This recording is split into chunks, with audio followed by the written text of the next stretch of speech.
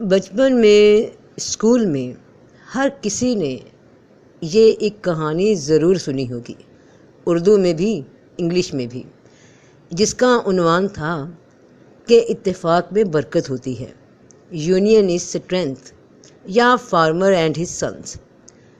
برکت کیا ہوتی ہے؟ وہ شے جو لگاتار جاری ہو جائے، جس میں قوت توانائی برقرار ہو جائے، بڑھے پھولے اور پھیلے اور اثر رکھے۔ تو کہانی کی یاد دہانی کروا دوں، کیونکہ بعض دفعہ بھولی بسری بات یاد آ جائے تو انسان کا راستہ درست جانب بھی ہو جاتا ہے، بس دل زندہ کا ایک لمحہ ہی ہوتا ہے چینج کا۔ ایک کسان تھا، اس کے 4-5 بیٹے تھے جو آپس میں لڑتے جھگڑتے رہتے تھے۔ ایک دن کسان نے ان کو کہا کہ ایک ایک لکڑی کا ٹکڑا لے آؤ۔ پھر سب کے ہاتھ میں ایک ایک ٹکڑا تھما دیا اور کہا کہ اب اس کو توڑو۔ تو وہ لکڑی کے پیس آسانی سے ہر بیٹے نے توڑ دیے۔ پھر باپ نے کہا کہ اب ذرا ان 5 لکڑیوں کے ٹکڑوں کو ایک ساتھ جوڑ کر ایک گٹھا بنا لو۔ جب گٹھا بن گیا تو اب کسان نے اپنے بیٹوں کو باری باری وہ گٹھا دیا کہ اب توڑو، تو کسی سے بھی وہ گٹھا اب کی بار نہ ٹوٹ سکا، کیونکہ تمام لکڑیاں جڑ گئیں، اب ایک ساتھ، ایک جتھے کی شکل میں، ایک گٹھے کی شکل میں، ایک گروپ کی شکل میں۔ تو سمجھیے کہ باپ ایک ہی تھا، جس کے آگے 5 بیٹے جب جدا ہوئے تو انہوں نے اپنے اپنے ذہن بنا لیے، آپس میں اتفاق نہیں کیا۔ تو اس سے کیا ہوگا کہ باقی لوگوں کے لیے ان کو توڑنا آسان ہو جائے گا، لیکن جب ایک ساتھ ہو گئے تو توڑنے والوں کو بھی 1000 بار سوچنا پڑے گا کہ ان کا اتفاق ختم کیسے کیا جائے۔ یہ آپس میں ایک دوسرے کے دشمن بنا دیے جائیں تو ہی مسلمانوں کی طاقت کو کم کیا جا سکتا ہے، انہیں کمزور کیا جا سکتا ہے۔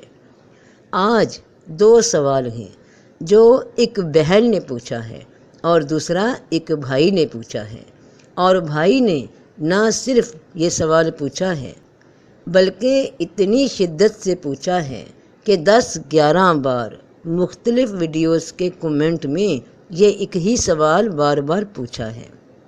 تو پہلے بہن کا سوال وہ یہ ہے کہ آپ کوئی ویڈیو بنائیں جس میں فرقہ واریت ختم کرنے کے لیے کیا کر سکتے ہیں۔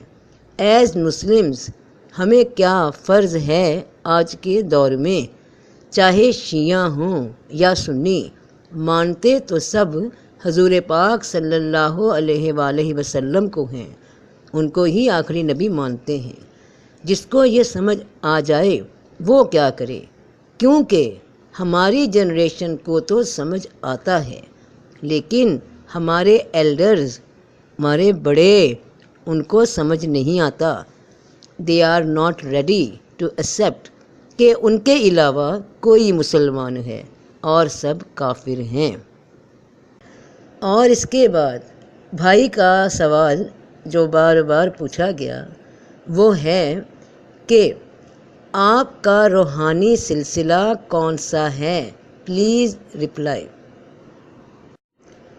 فرقے بنے، کب بنے، کیوں بنے؟ سلسلے بنے، کب بنے، کیوں بنے؟ میں یہ نہیں جانتی، اور نہ میں نے کبھی اس معلومات کو جاننے کی کوشش کی، کیونکہ میں بس اتنا جانتی ہوں کہ رسول اللہ صلی اللہ علیہ وآلہ وسلم پر قرآن نازل ہوا، وہ نصیحت نازل ہوئی جو دنیا کے تمام انسانوں کے لیے راہ ہدایت ہے۔ اس کے بعد آپ صلی اللہ علیہ وآلہ وسلم کی سیرت اس قرآن پہ مکمل عمل کا نمونہ ہے۔ یہ دوسری ڈائریکشن مل گئی، اور رحمت للعالمین محمد مصطفیٰ صلی اللہ علیہ وآلہ وسلم تمام جہانوں کے لیے رحمت ہیں، برکت ہیں، نمونہ ہیں، جو ایک ہی اسلام کی دعوت، ایک ہی اسلام کی تعلیم ایک ہی دین، ایک ہی نظام لے کر آئے۔ اللہ کا پیغام انہوں نے مکمل ہم تک پہنچایا۔ انسان کو کیسے جینا ہے، کیسے رہنا ہے، اچھائی کیا ہے، برائی کیا ہے، سب کچھ واضح طور پہ قرآن کی تعلیم سے ہم تک رسول اللہ صلی اللہ علیہ وآلہ وسلم کی زبانی پہنچ گیا۔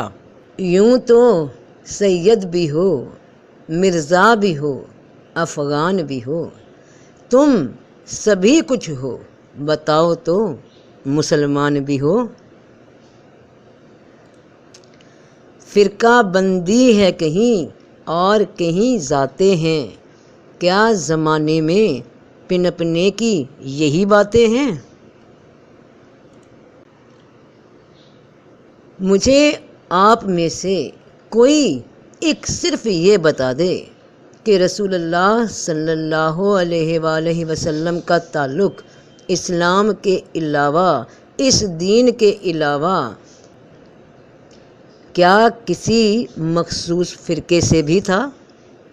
72 فرقوں میں سے کون سا فرقہ آپ نے اپنایا تھا؟ مجھے بتائیے کہ رسول اللہ صلی اللہ علیہ وآلہ وسلم کون سے سلسلے سے تعلق رکھتے تھے؟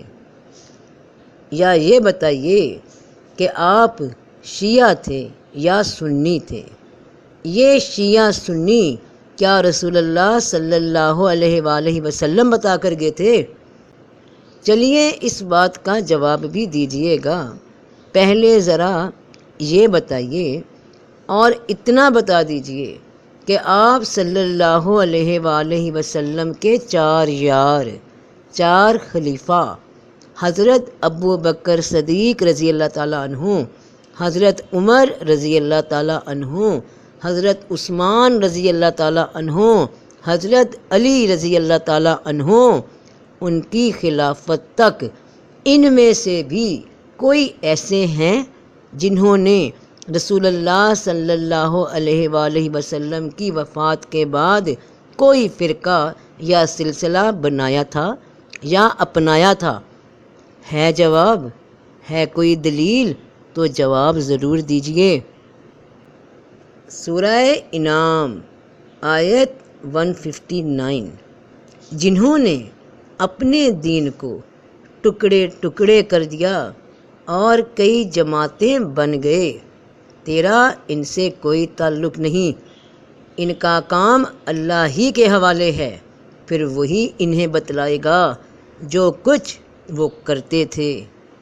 سورہ بقرہ آیت 170، ان والدین کے نام، ان بڑوں کے نام، ان ایلڈرز کے نام جو اسلام سے ہٹ کر کسی فرقے کو لے کر، کسی سلسلے کو لے کر چل رہے ہوں اور باقیوں کو کافر کہہ رہے ہوں،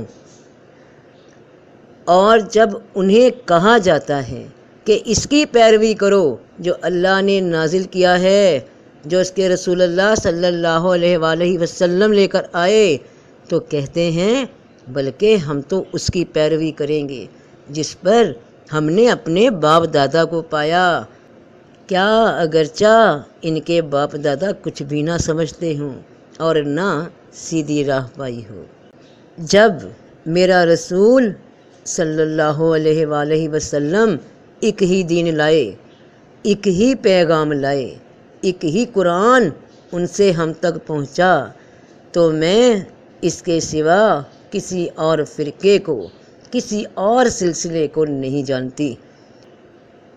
میرا رب میرا اللہ، اس کا کلام میری ہدایت، اور میرا مرشد رسول اللہ صلی اللہ علیہ وآلہ وسلم۔